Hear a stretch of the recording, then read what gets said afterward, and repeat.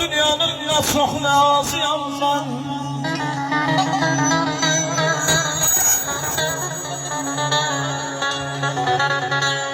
Vesiller öpür duygularımdan, vesiller öpür duygularımdan. İlim hem kışıyam hem yazıyam ben, hem yazıyam ben.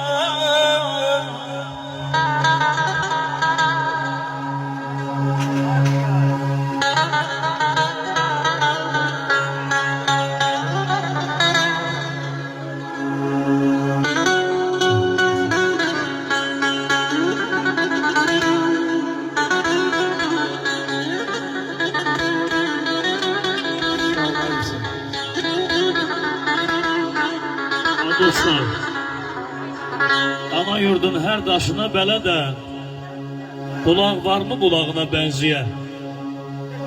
İnanmıram yad ocağı yüz ola, kaş bir ananın qucağına benziyə.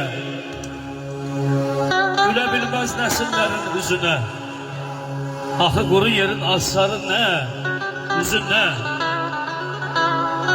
Düz gəzirəm Qarabağın düzünə, dağ gəzirəm Şah dağına benziyə. Zəlim xan, sözlərin söylədim məti, gəlişin xoş ayrılığın çox çətin.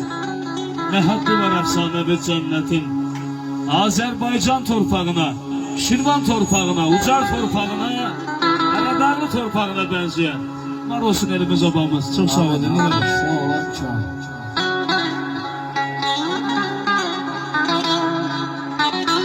Sağ olun, var olasın. Burada değerli sakallarımız aylaşır. Allah hepimize can sağlığı versin. Abilerimiz, kardeşlerimiz. Maşallah, bak, güzel insan. Hemşe güzel günlerde olasın.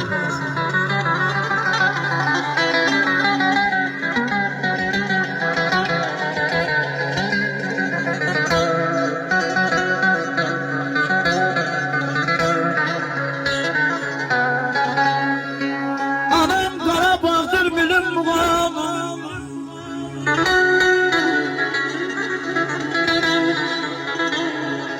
sizden benim kimi eskileyim.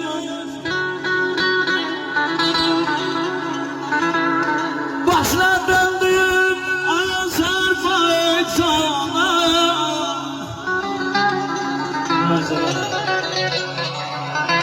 başına döndüm Azerbaycan'ın, deli küliyem ben, araziyem ben, araziyem ben.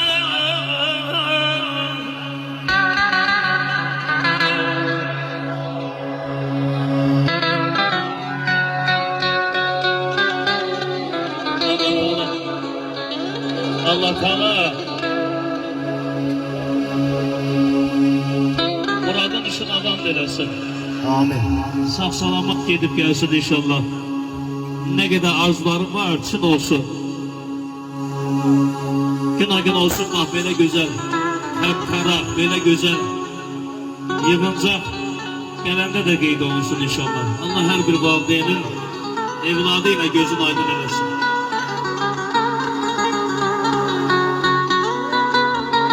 Amin.